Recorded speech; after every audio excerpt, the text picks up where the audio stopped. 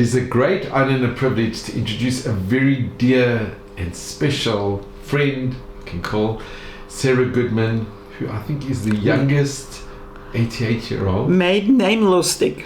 And Sara, could you tell us a little bit about Lustig means happy.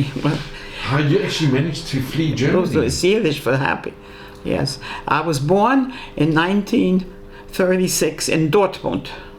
And by that time, the Nuremberg laws had been passed already in Germany. Therefore, my birth took place in the home and not in the hospital, because Jews were not allowed to use the hospital. My mother thought it wouldn't. I had an older sister, 4 years older. My mother thought having a baby, she would have the baby at home, okay? She had a nurse to help, but maybe it wouldn't be appropriate for a 4-year-old to be in the apartment. Maybe she'd hear or see something. So they send her off to an aunt to visit. The aunt on the same street, very nice daughter. But they didn't just leave her there for a day or two. My mother had to recuperate. So she ended up being there a few weeks, which was psychologically not very clever, but people in those years weren't aware of that problem. That's the beginning of my story, as I've been telling it for 20 years.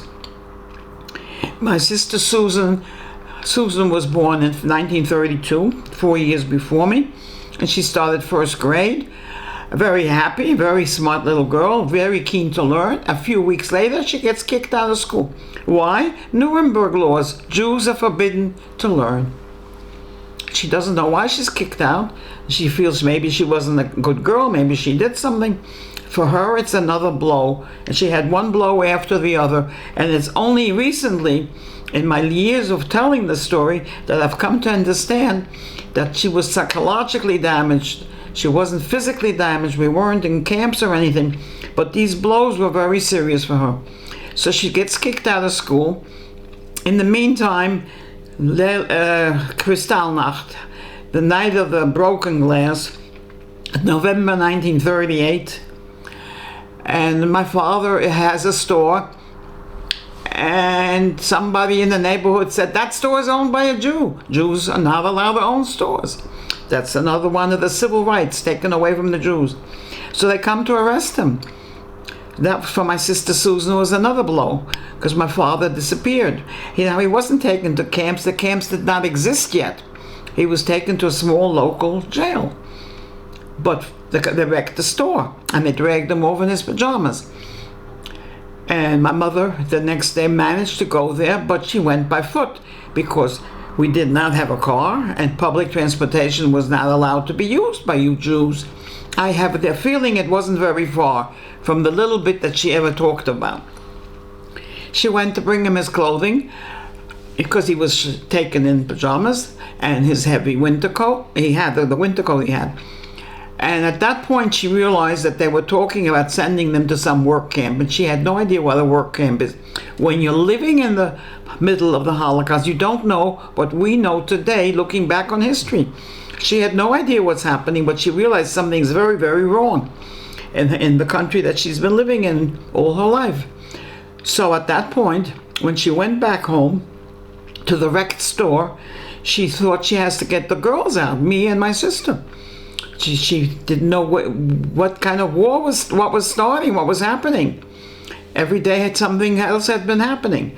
And she didn't know what to do with us. I was 2.5, and my sister Susan was 6.5. And she got a lot of advice from friends and relatives. In the end, she remembered relatives in Belgium, and she made up a deal with them. She called them on the phone, and they had a nursemaid for their children who were a similar age. So they sent the nursemaid to take us back. I don't know if the nursemaid was a Gentile or a Jew, it makes no difference. She was a very brave woman who was willing to do something that, had she been caught, would have been the death of her and, of course, the death of the two of us. So my mother met her and just handed us over, which was an incredibly brave thing to do. And it took me years to appreciate how brilliantly she acted, she and my father. This was something unbelievable. She didn't know she'd ever see us again. But as a normal mother who loves her children, her thought was to get us out of danger. So off we went on the train to Belgium, and the lovely family Frisch took us in, and there wasn't room for both of us because they had two girls. So I was with the Frisches, and my sister Susan was with his brother, also Frisch. And they were very nice to us. They thought we were soon going to be orphans. My parents, in the meantime, my mother decided to get my father out of jail, which is also an incredible idea. He really wasn't guilty of anything, but the times were crazy. So she found out what to do. She got a visa, and we had visa to go somewhere. And in 1939, if you could prove that you had somewhere that would let you in, the Germans still allowed people to leave. And somebody told her, you better take a sum of money with you because you're going to have to pay a bribe. So she went to the little jail in Dortmund where she knew where it was. And she showed that she has the visa, and she got him out, and she was just in time because he was already in the courtyard waiting to be put on some kind of transportation, big trucks. They were all going to be taken somewhere. Had she been a day late, I would not be here telling this story. She takes him home, and on the way she tells him what she did with the girls. Now this was an incredible thing because in those years the society didn't work like today, and women were not making independent decisions, but everything was the man was in charge. And here she went on her own and decided to send us away, and she couldn't ask his advice because he was sitting in jail. A small local jail, but a jail. Of course he understood why she sent us, and he was not the least bit upset with her. They come home to their wrecked store, and they try to think what to do next. Well, obviously, parents who love their children want to join their children. In any case, there was no point in staying in a wrecked store that they can't use anymore. They could not take money out of the bank because the Jewish bank accounts were frozen. Whatever they had, whatever they could take from the store that was still left there after the Nazis had wrecked the store. Anyway, they looked how to get out. They heard of a smuggler. They went to meet the smuggler. To get to meet the smuggler, they had to go to another town. To get to another town, they had to go on a train. Jews were not allowed to travel on trains.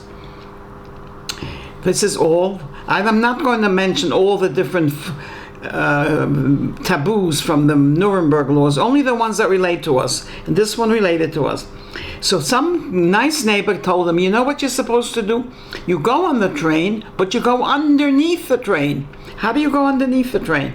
Now, when I talk about this, I explain to my audience that today's trains are driven at speeds 3 times as fast as what was back in the 1939. In any case, they were told that underneath the train there are long bars, and they can hold on to the bars, and that's how they can travel. And the trains themselves were sitting on the ground with all the machinery that's under the train outside on the ground, and not in ditches like they are today. In any case, it's still very difficult for me, even though I've said this many times, to picture them doing something like this. My mother was always clean and fastidious. Imagine riding under a train. Anyway, they did that because they wanted to get out of Germany, and they wanted to join the 2 daughters in Belgium. They didn't mean to leave us there permanently with their relatives. They took the train to another town, I don't know which town, and then that was the town where they had to meet the smuggler, and they met the smuggler. Of course, he demanded money. He had a big truck with a hidden compartment between his merchandise and the cabin for the driver, and he stuck him in there to stand rigidly and not to make a noise. From the outside of the truck, you couldn't see that there was a hidden compartment. And 2 minutes later, he shoves in 2 more girls. 2 young girls who had also paid, Jewish girls, obviously.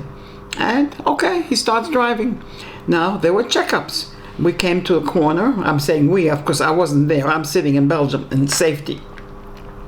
But I was told that they came to a corner where there's a checkup with Nazi police. And they didn't want to unload all that merchandise. They looked at the papers that the driver had, and then they said, okay, but just to be sure, they took out their guns and shot into the truck. Maybe someone's hiding in it. Maybe they'll hit someone. Now the 4 hidden passengers heard the shots, understood what it was. None of them were touched, thank God. And the driver said, okay, he's going. He went a few kilometers away, pulled over to the side. Oh, he must have had a little window between his seat and the passengers, because he tells them he needs more money. Look what's happening to my truck. Look how dangerous it is. In other words, he wants to take advantage of the people's unfortunate circumstances and play on their nervous system, you could say, because they had been checked. So they gave him some more money. And this happened a second time and a third time. And each time he took advantage. When he was allowed to continue, he took advantage and asked for more. The third time, the girl said, we have nothing left to give you. He said, okay, then get out. Now this was in the middle of nowhere, and my parents didn't know the girls, had no obligation, but they couldn't stand to see that. So my father said, we'll pay for them. And my mother agreed. And in my eyes, this was a huge good deed, what we call chesed in Hebrew. And perhaps this gave them a plus sign in the upper world, in one among the angels, who knows. It's just another part of their story that they took these girls under their wings. Eventually the truck got to the border, and he knew where to go where there was no police around from either side. And the girls said very nicely, thank you, thank you, thank you, to my parents. And I have no idea what their names were, or even if they survived. I just know this piece that they went together. My parents walked over the border because he had left them at an unguarded area, and they reached the apartment in Belgium, in Amsterdam, where we were waiting for them. In Antwerp. In Antwerp. Antwerp. I mix it up. And they were waiting for us. They weren't sure they would actually arrive, but they were waiting. And my sister was there also. And the door opens, and in come these people. I have no idea. It's been 3 months. And I look at them, I don't know who it is. And in a second, there's a click in my head, and I burst into tears, and my sister's crying, and my mother's crying, and Mrs. Frisch is crying. It's a hysterical scene, a reunion. And my father looks at the scene. He was sitting on the side. Of course, he was emotional. But he made 2 very important decisions that I always remember, that I heard about. 1, he decided we would not get separated from each other. And 2, he decided we won't stay in a country where the Nazis will enter. Because by that time, they realized that the Nazis were going country. Now, people tell me that it's impossible decisions, and maybe they're impossible, but this is what pushed them. All the years that we went running through all of Europe, these decisions that my mother full-heartedly accepted pushed him to keep going and going, and didn't hang around waiting to sell something or waiting for some other relative. Many people wanted to keep going, but stopped for all kinds of unimportant reasons, and perhaps were caught and killed. Was we succeeded in 2.5 years of running from Germany to Belgium to France to Spain to Portugal, 2.5 years to get to Portugal. All kinds of things happened on the way. We went to school whenever we could. My parents were very much into education. So of course each country has a different language. In Portugal, my parents decided that's it, they want to go over the seas to the America, because to Israel, the British did not allow us to go to Palestine, which was what Israel was called then. And so my father went looking for visot, and he kept getting no from the British, not to Palestine, not to Britain, and America said no, we have enough. And he didn't give up. He was always optimistic, and he finally reached the Cuban gave him visot. And it's only recently that I think I know why. This year, each time when I speak, I meet people, and very often they tell me things and come and talk to me when I'm finished. I actually this year met 2 people who also traveled from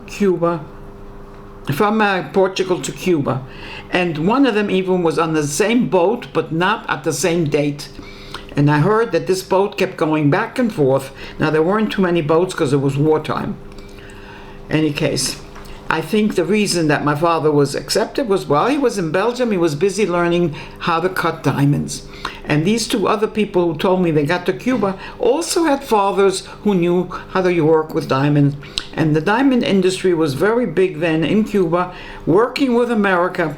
And I'm sure that they were looking, when they inquire who you are, when you want to ask for a visa, besides giving your name and your birth date, you probably have to say what kind of work you do.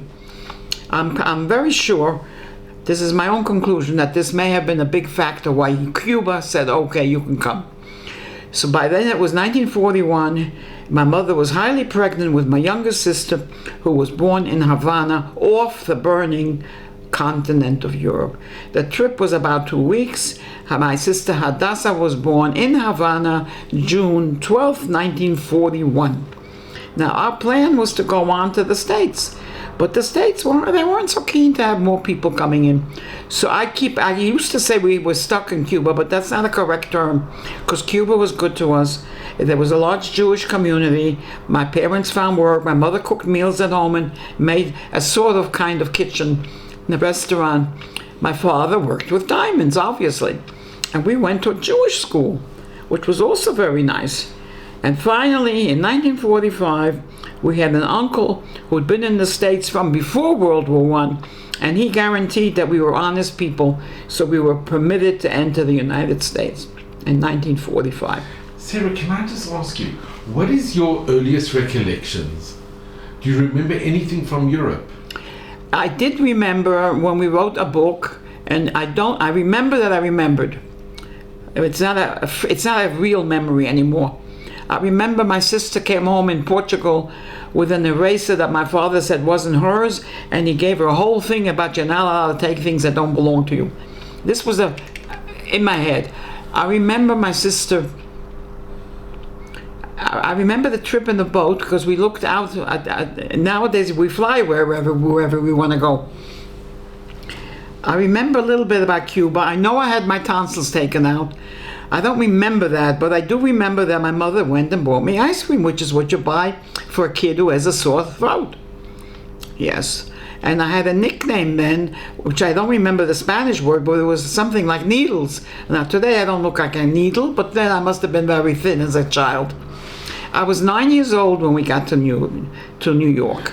And my Uncle Leo Hausler had gotten us an apartment. And the apartment was small for a family of 5. So the 3 of us were in one bed.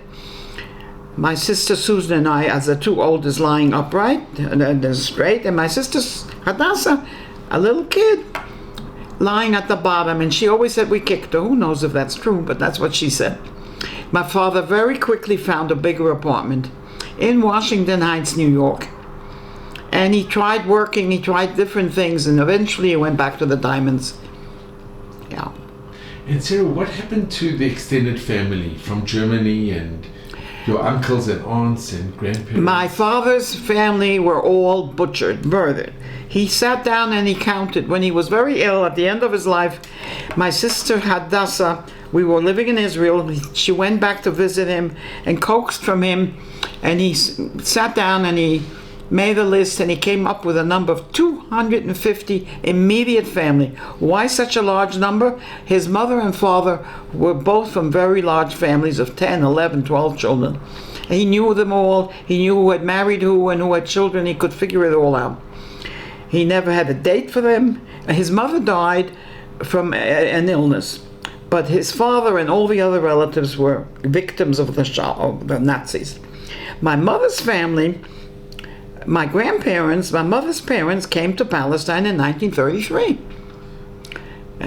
And they lived in Haifa. And my cousin, who's no longer with us, came with them. And she was in the Israeli army for the Independence War. I had a picture of her looking absolutely stunning. Some of my mother's family got out. She had cousins that were in as not quite a strict camp. I don't remember the names anymore, but they were exchanged for Germans who were living in Palestine. Some of them got out from that part. I had relatives in Israel from my mother's side, not from my father's side. There was there were people that were in Bergen-Belsen, and Bergen-Belsen. They exchanged them. That's the name. Bergen-Belsen. 222. They exchanged them for the Templars that came from. Biddiuk, that's what I'm talking about. I just didn't remember all those details. And one of the cousins looked out for her sister because she was working in the kitchen, and she would hide carrots in the top of her boots so that they had a little more to eat. And the book we wrote is not for sale. It's in Yad Vashem, and it's in all kinds of public places. And there's stories in there of different cousins. And in all the stories, there were always women who suddenly find the courage to do something and not just sit home and weep. To be active, to take charge when the man has disappeared. He's either been arrested, or he's been killed, or he's been drafted into some army. And suddenly there's the woman at home with kids, and she has to figure out what to do. And this is the message I give you when I speak in a girls' school. I speak in an ulpan, hundreds of girls. I tell them, women, young women, you can do something. I only bless you. You should never be tested. But if you have to look for a solution. Do what you can. Not just sit home and weep. And not just sit and wait for a man to rescue you. Sometimes they can't. And this is very, very important message I give. And my other very important message is to tell them family, family, family is very important. I'm very blessed with my family. They're all here. My children, grandchildren, great-grandchildren, all living in our wonderful Israel. And now I have grandsons and grandsons-in-law serving in our current miserable war. So Sarah, this I want to mention. Now, being a survivor yourself, on October the 7th, on Simchat Torah, on the Shabbat, we're facing the worst day in our history since the Shoah. Yes, but we cannot say it's another Shoah, because we have a country with an army and an air force and a navy. It was a terrible, terrible day, and all of the men got very quickly drafted. And December 4th, a few weeks into the war, one of my grandsons fell. His name was Yakir Yedidia Shenkolevsky. He was in a tank, and next to him another soldier was killed. They weren't buried at the same time, so that the other young man, whose last name is Fish, from Peduel, his mourning period was a day longer, so that my daughter and son-in-law could get up and go and visit them on their last day. And the two were buried right next to each other, and I have to say that a military funeral is very different than a civil one. And this was my first, and I hope my last experience ever seeing a military. They always bury, all the soldiers are always in coffins for obvious reasons. But I came there in a wheelchair because there was such a big distance from where we parked the cars, and the funeral was huge. So it ended up being a very good spot where I was with the other grandmother was next to me, because we could hear all the speeches. And Yakir and 7 other boys from the same yeshiva all died within a short period of time of each other. 8 from the yeshiva from Yerucham. And this was written about in various newspapers. And there's in Gush Etzion, there's a Kfar Etzion, there's a military area where they're all. Now, we had speeches by somebody from the yeshiva who knew him, and by somebody from the kibbutz where they live in Kibbutz Migdalos, and from the army, obviously, speaking about what a wonderful young man, and his mother and his father and all his siblings spoke. And then at the end of a funeral, they shoot in the air for some reason. And then the guy running the whole ceremony said, now the funeral is over. And at that minute, the skies opened and we had a downpour. And my reaction was, the sky is weeping also for Yakir. It was just an automatic reaction. Now, we weren't wet because they had some kind of cover to protect us in case of rain. Now, I have to say something about Yakir. He, very charming, very sweet, very helpful. My daughter keeps still getting visitors who still tell us stories about him, even though it's way past the official mourning period. And everybody tells how helpful he was. And one young man wasn't feeling well and had to do night watch, and he wakes up in the morning and realizes he didn't do it because Yakir voluntarily took his place because he knew his friend wasn't feeling well. We have all kinds of stories about him, and he loved what he did on the kibbutz when he was home. He helped in the dairy, and he did everything with pleasure in the yeshiva, and he loved to learn Torah. He was just a very special young man. One of his brothers speaking at the funeral said he keeps thinking it's a nightmare and he's going to wake up and it's not going to be true. And my daughter's words were that he was a present for 21 years because he was 21 when he died. Yeah. You want me to show them? Please, yeah, that he's such a good-looking young man. Such a special neshama. This is a picture of Yakir. Yakir is the fourth son with a younger sister. Sarah, may his memory be for eternal blessing. Now, his sister finished high school and went to study another year, Jewish studies, in Ein Hatziv. And then she decided that she doesn't want to do national service. She wants to be teaching in the army. What we call in Hebrew, Mora Chayelet.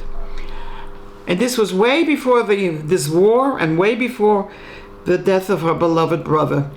And just yesterday my daughter was here and told me that within the army they have all kinds of things that young women can do besides being combatants. Teaching or training or teaching them machinery. Anyway, she got what she wanted, and she will be part of the young women that teach non-Jews to become Jews, to convert. This is the department she wanted, and they've decided that she's suitable for it. She knows enough that she's capable. She's very capable. Her name is Renana, which means joy. Also joy to have a daughter after 4 sons. And that was the good news I heard this week. Yes. You want to ask me? And Sarah, can I just ask you, what message do you impart to your beautiful family and to the future generations and to the future of Am Yisrael? I told them, I was interviewed by someone else. I tell people, whoever he is all you can do for us is pray. Prayer we believe in. Pray for the return of our captured, and pray for the recuperation of our wounded, and pray for the end of this horrible war, a total successful war, because we don't want to have any more nasty neighbors. Some politician spoke in Europe and he said, we're very happy that we're not neighbors of you anymore in Europe. A bit of a nerve. But my message is that we are definitely going to win. We have nowhere else to go. This is our only homeland. And this is not like the Shoah because we are defending ourselves. In the Shoah we were helpless in the Holocaust. Today we're not helpless and we can defend ourselves. And everyone, you hold on to your family. Family is very, very important. I thank you very much for giving me the opportunity to pass on my message. We're very proud of Yakir and what he did. He died a hero, and he was... I just remembered something else I want to tell you. He was very much with it. He didn't go unwillingly. He wasn't dragged. At the funeral, my son-in-law went over to his mother. Now, my son-in-law's family ran away from Europe, from Germany, just before the Kristallnacht, and they got to Argentina. And they came to Israel from Argentina. I came to Israel, my family from America. My son-in-law said to his mother, I told you years ago, I thank you for bringing me. Even today, at the funeral of my beloved son, I still say thank you for bringing me here. And I have to say, my own children have given me the same message when we've had big birthday parties for me, and they all say, thank you for bringing this is where we want to be. And so I can proudly say, all of my children, grandchildren, and great-grandchildren are all living here and working and doing good things. Well, Sarah, I just want to thank you. And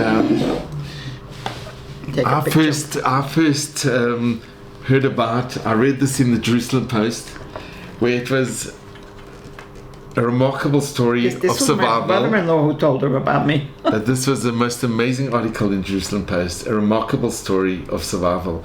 And Sarah, you really are. You are absolutely remarkable. You are inspiration to all of us, really. And I'm so blessed that I know you, and I'm so blessed that I've been in your home before. You said you would come and see me, now you came. Yeah, and Sarah, you know, when I heard about your grandson, all of our hearts, there are no words. The pain and it's just so difficult, and we share in the grief. All of Am Yisrael, we share in the grief. I've had people visit me that haven't seen me for 60, 70 years. Now, I also was interviewed by the Sousa Mendes. I didn't mention it. Sousa Mendes was a Portuguese consul in France who gave us visas. He helped people, and people were here, and they interviewed me with my Holocaust story. And then, when my grandson was killed, the man from that came then, I can't remember his name, it'll come to me. He sat here and told me his son is in the same group as my grandson, that he knew. His son knew my son. We always say it's a small world. It's a very small world. And, you know, not only is it a small world, but everybody shares in the pain and in the joy. And this is Am Yisrael, that we look forward to better days, and we have faith in Hashem, and you are epitomized. You really do. You are our inspiration. You really are, Sarah. I believe that God is not going to forget us suddenly. He's always been with us, and all our wars were miracles, and this one will also. And you're a miracle that you survived out of your whole family. My parents, it's unbelievable. I was interviewed in Hebrew on a radio show after they heard me speak. And when you get interviewed, you get people asking you questions that you're not prepared for. They said to me, why do you keep doing this? So many years talking. And I said, for the first time, I have to say that I feel guilty that I didn't give my parents enough kavod. Because when we were kids, we didn't know. We didn't realize. And we only really, really realized it when I sat down to write the book, and they were no longer alive. But they were marvelous. They didn't belong to any organization. They just instinctively did the best things possible and got us out. It's incredible. And your story's incredible. It's really, like they say, it's remarkable. It's unbelievable. And you should only have no nachas and mazel and brocha and meivestrim in good health and just all of Hashem's blessings. And thank you so much, and a chodesh tov. Chodesh tov, yes. If you turn it off, I'll tell you something else. Sarah, really, thank you so much. It's been the greatest honor and privilege. You're doing holy work. You're doing, running around interviewing people. Thank you so much, Sarah.